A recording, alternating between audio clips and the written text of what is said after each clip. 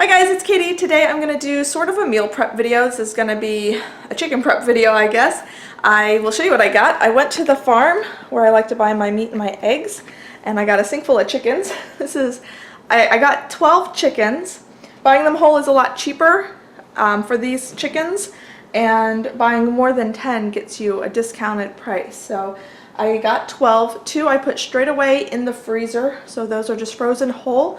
I'll thaw them out and roast them whole, but for the rest of these I'm going to break them down into chicken parts. That works a lot better for my family, for quick easy meals and things like that.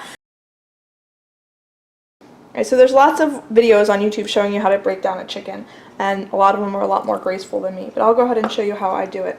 So I have my chicken laying on his back, and I'm going to pull his legs apart a little bit, and you want to pull them enough to where this skin here is all that's really holding them up. So this is kind of loose skin here, and I'm going to take my knife and I'm going to cut through just the skin, trying not to hit any meat. And you want to get all that skin all the way down to the back if you can. Okay, so I'll go ahead and do that on the other side as well.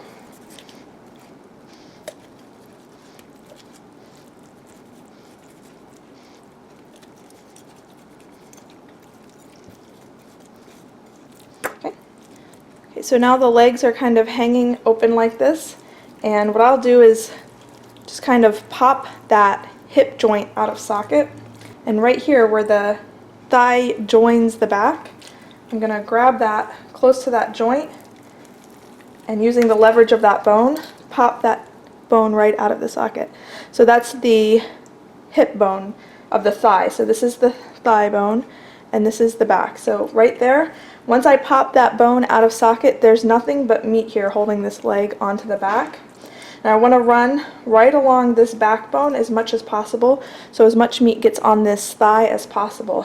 Any meat that's left on the back, I will get when I make my stock, but I want to have as much on this thigh as possible. So if you can kind of see, the backbone runs right along here. I'm going to butt my knife right up to that backbone, and like I said, there's nothing but skin and meat holding that on, so there shouldn't be any resistance, or not too much resistance, keeping you from cutting that leg quarter right off the chicken's back. Okay.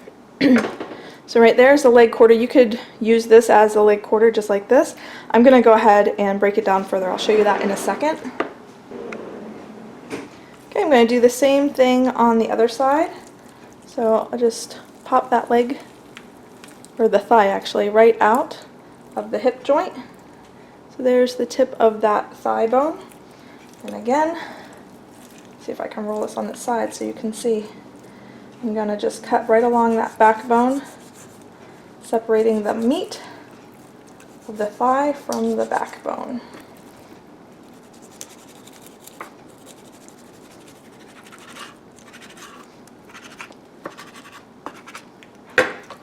Alright, so there's leg quarter number 2. Set that aside for now. Next I'm going to do the wings, and the wings are pretty similar to the thigh. So I'm going to open it up like that, and I'm going to cut right here where the wing joins into the breast. Now the joint is actually a little bit behind this breast meat, so I'm just going to cut from the side into the breast, and that will expose the end of that bone. And I'll pop it out like that.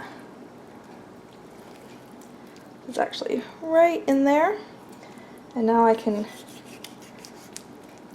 cut that wing off of the body. Okay, so I have, this is the drumette, this is the wing, and then this is the wing tip. I'll use that for stock. I'll further break down this as well. I'll show you that in just a second as well. I'll do it on the other side. So now I have the back and the breasts. And you can use a knife for this, but I find it easier to use scissors. So these are kind of heavy-duty kitchen scissors. And if you want to leave the skin on, by all means, you can leave the skin off, or on. I'm going to take it off because I'm going to make boneless, skinless breasts here. So just pull the skin back. And that's the breast. And if you look here, there's this line of fat that runs along the bottom and along the rib cage here. That's kind of telling you where to cut. So this is kind of this flap here. I cut that away. And then I just follow that going through the ribs. They're really small bones, so you should be able to go through with your scissors. Okay, so this is the joint where the wing was. So you're just going to go up right through that joint. And like I said, heavy-duty kitchen scissors go through that with no problem. Okay, so that releases the one side. We're going to do the same thing to the other side. For removing the skin, I find that it's easier to bring both of the flaps of skin to the center because it is attached down this center line as well. So I'll just bring both flaps of skin to the center, just put that to the side for now. Again, here you can see this line of fat that goes all the way up the rib cage. So I'll follow that, going up the rib cage.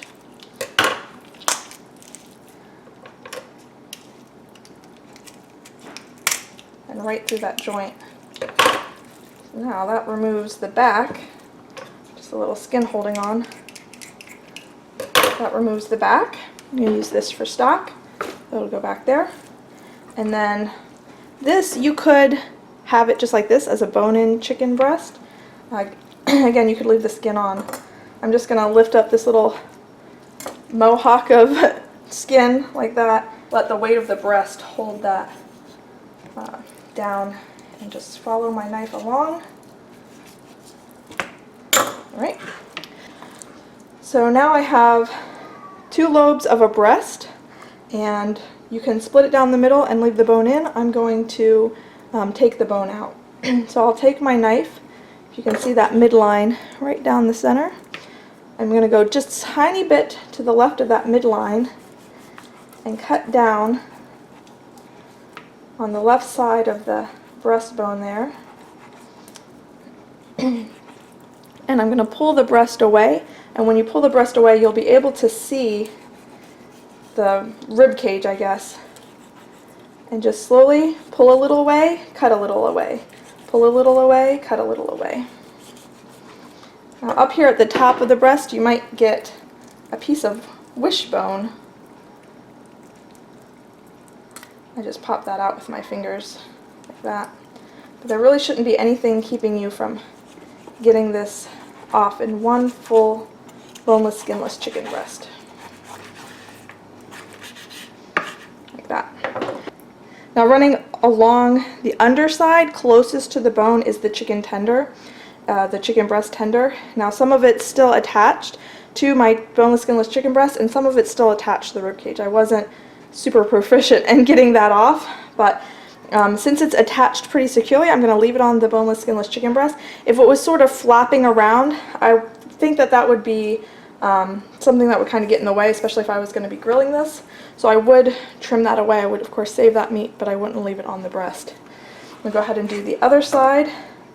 So just going on the other side of that midline, trying to conserve as much meat as possible. So just cut a little, pull it back, cut a little, pull it back, trying to guide your knife right along that chest bone or the breastbone. Okay, let's see on this one, see how the chicken tender is not really attached and it's just going to fall off on the grill and get burnt. I'm just going to pull it off and I can use that separately. So there is my second chicken breast. Okay, so to break down the chicken quarters, you can leave the skin on or take it off, but on this underside there won't be any skin because that's where it's attached to the chicken. You should be able to see, again, a line of fat right along here, and that will tell you right where to cut. Just cut right along that line, and should be somewhere in the close proximity of the joint between the thigh and the leg.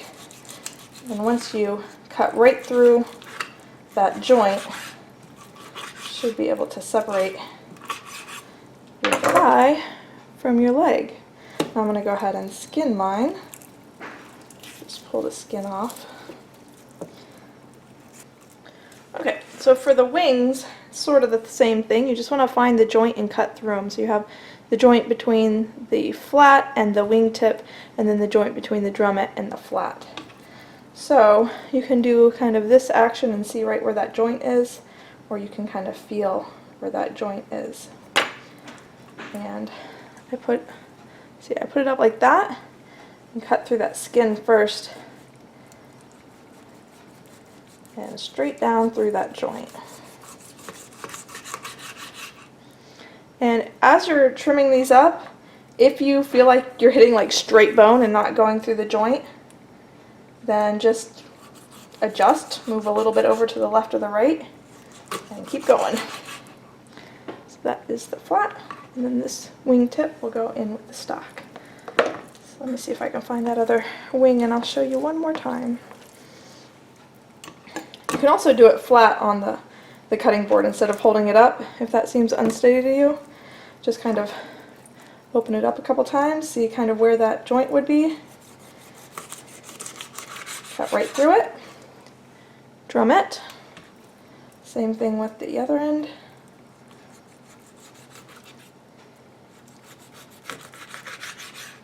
Okay. Flat and wingtip.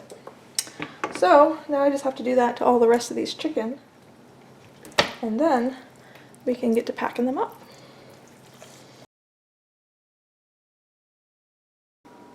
Okay, so since I'm here with my camera all set up and a bunch of whole chickens, I thought I would also show you how to spatchcock a chicken. Spatchcocking a chicken makes it super easy to roast. It roasts in a lot less time, and it keeps your breast moist while letting the dark meat come to the right temperature. I do this when I roast chickens. I also do it when I smoke chickens, or you can put them on the grill, however you want to do it. So I have the chicken kind of breast side down, and here is the backbone. And I'm just going to, with my fingers, kind of feel inside, or I guess with my thumbs, and feel those hip bones.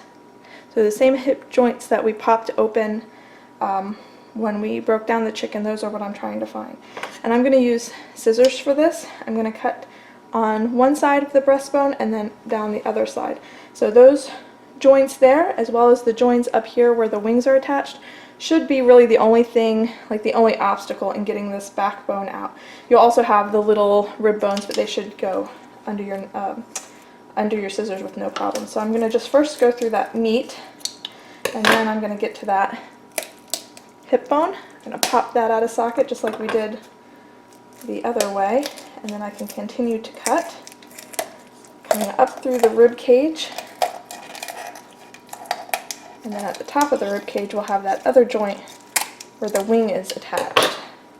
So just pop that out as well. Actually, I think my scissors went through it, no problem.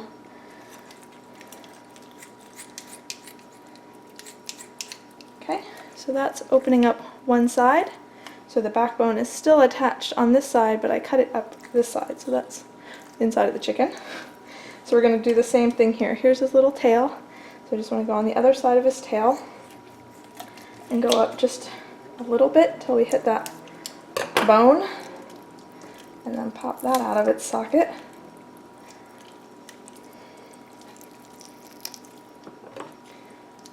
And then we can continue cutting.